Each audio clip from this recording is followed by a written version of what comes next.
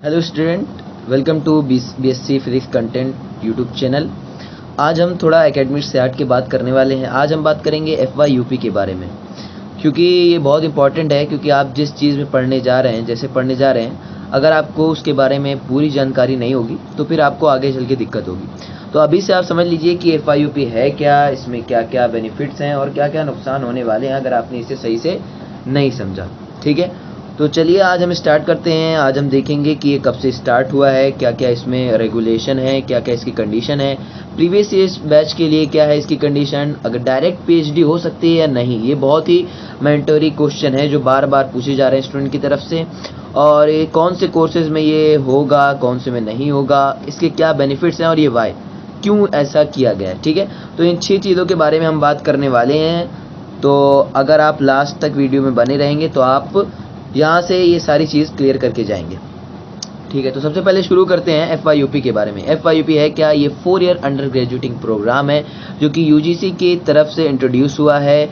ये तो इंट्रोड्यूस हो चुका था एनईपी के आते ही, जो 2020 में नेशनल एजुकेशन पॉलिसी 2020 में जो शुरू हुई थी उसके अंडर ही इसे इंट्रोड्यूस किया गया था। लेकिन उसके बाद में ये लागू किया गया है 2022-23 सेशन में।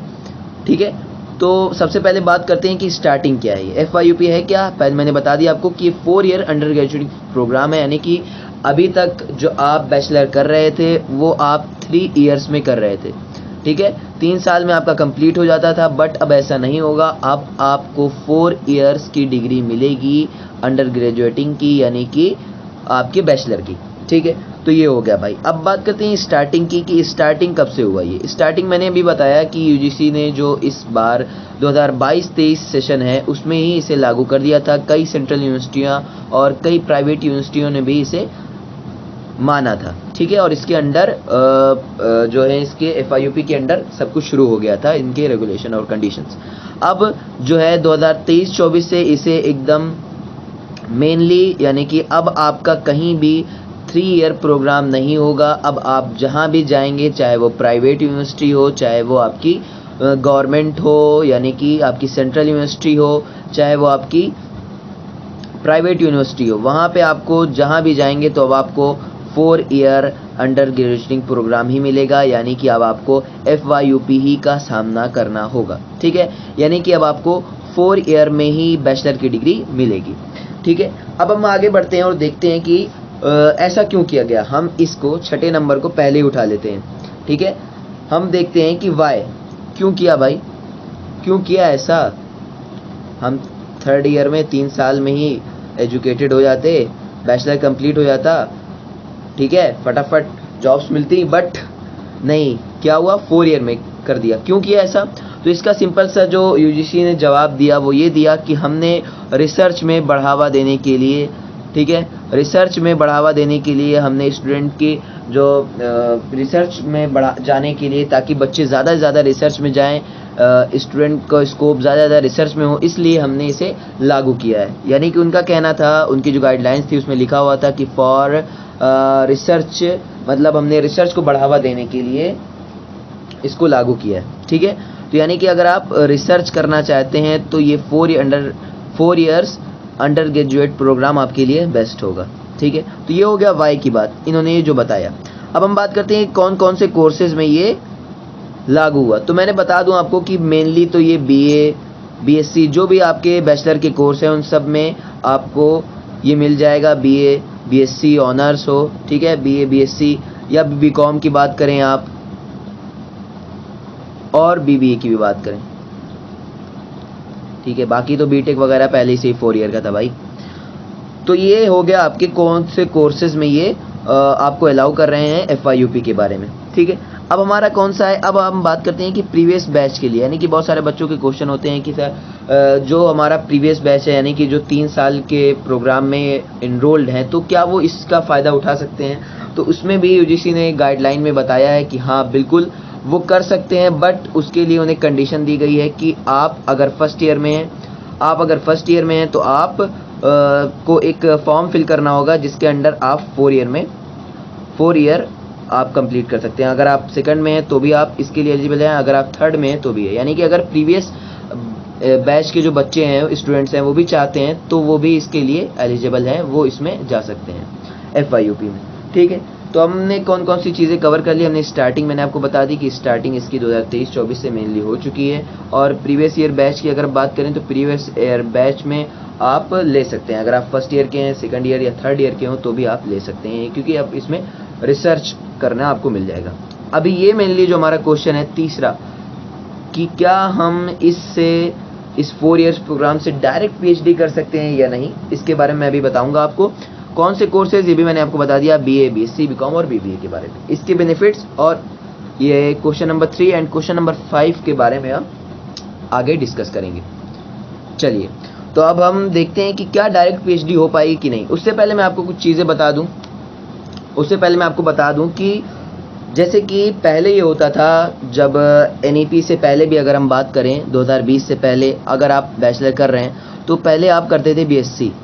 ठीक है, पहले आप करते थे BSc, और जैसे कि मैं बात करूं, आपने BSc करेंगे। ठीक है, एक सेकेंड,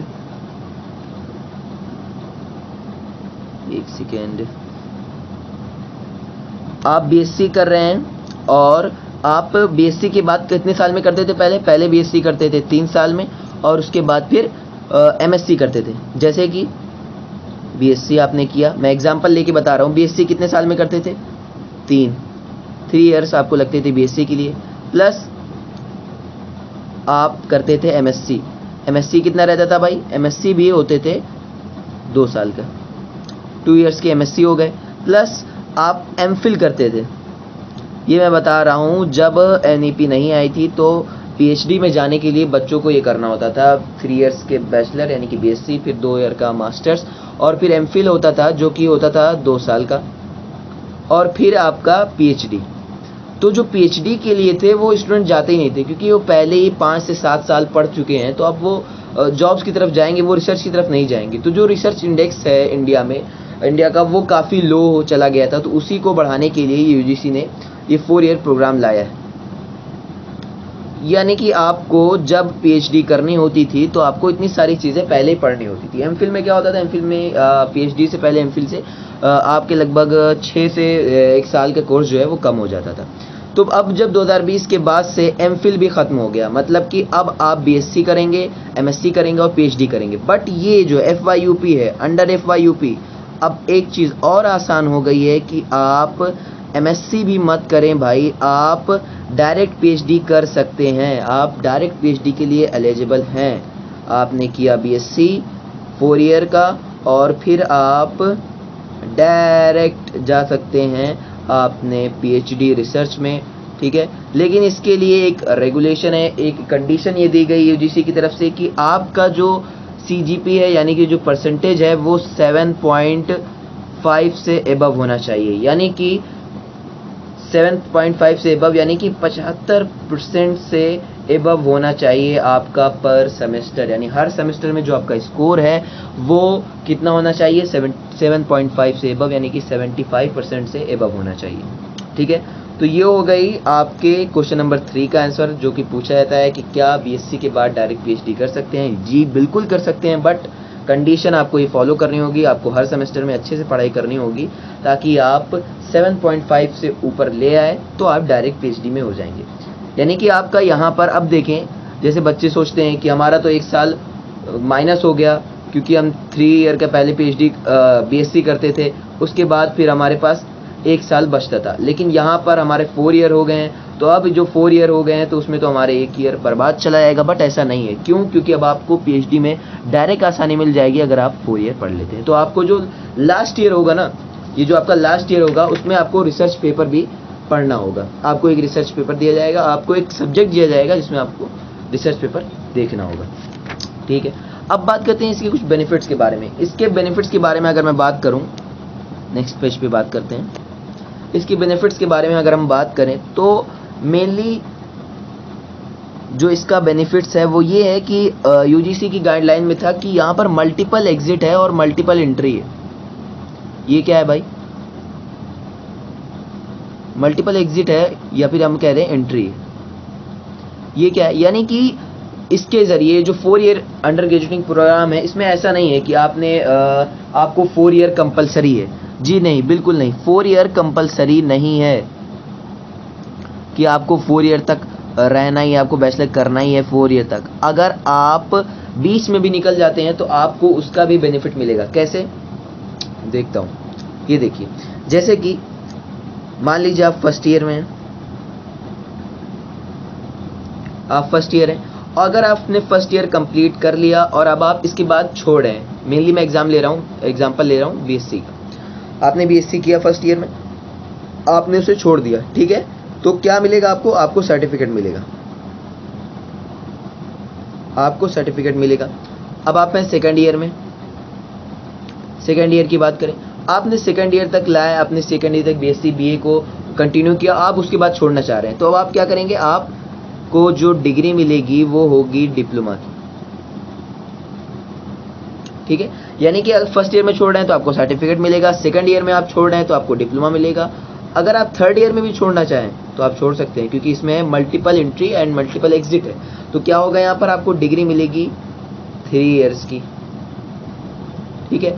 अब आप फोर्थ ईयर के बाद जब आप आएंगे, यानी कि थर्ड ईयर के बाद जब आप आएंगे फोर्थ में, देन आपको अब क्या मिलेगा? अब मिलेगा आपको ऑनर्स की डिग्री, यानी कि रिसर्च, ठीक है। तो ये है आपके 4 ईयर अंडर ग्रेजुएटिंग प्रोग्राम का मामला। यानी कि अगर आप फर्स्ट ईयर में छोड़ रहे हैं तो आपको सर्टिफिकेट। इससे एंट्री का क्या है? एंट्री जैसे आप फर्स्ट ईयर में हैं, उसके बाद आपने 2 साल छोड़ दिया, आप तैयारी करने लगे, नहीं किया, उसके बाद आप चाहें तो डायरेक्ट आप सेकंड ईयर में, या आप डायरेक्ट आपने सेकंड ईयर के बाद छोड़ दिया तो आप डायरेक्ट थर्ड ईयर में एडमिशन ले सकते हैं, ठीक है। तो इसका बेनिफिट हुआ कि नहीं, कि आप इसके ज़रिए मल्टीपल एग्जिट का रास्ता है, और आपके पास मल्टीपल एंट्री भी है। आप जब चाहें तब इन हो सकते हैं और जब चाहें तब आउट हो सकते हैं। आपका वो साल, आपकी वो पढ़ाई बर्बाद नहीं जाएगी, आपको उसका सर्टिफिकेट मिलेगा, और सेकंड में डिप्लोमा, और थर्ड में आपको डिग्री, और फोर्थ में ऑनर्स आपको मिल जाएगा, ठीक है। और ये मैं बता दूं कि 4 ईयर कंपलसरी नहीं है, ठीक है, ये कंपलसरी नहीं है। तो यहाँ तक मेरे ख्याल से सारे क्वेश्चन हो गए हमारे। जो मैंने बात किया था कि स्टार्टिंग की बात की थी, प्रीवियस बैच डायरेक्ट पीएचडी हो सकती है, उसका मैंने आपको बताया कि 7.5 से अगर आपका एबव है, then you can eligible for that, then you can continue for PhD. फिर कोर्सेज की बात किया तो बीए, बीएससी, बीकॉम, और बेनिफिट्स में भी और वाई भी मैंने बता दिया, ठीक है।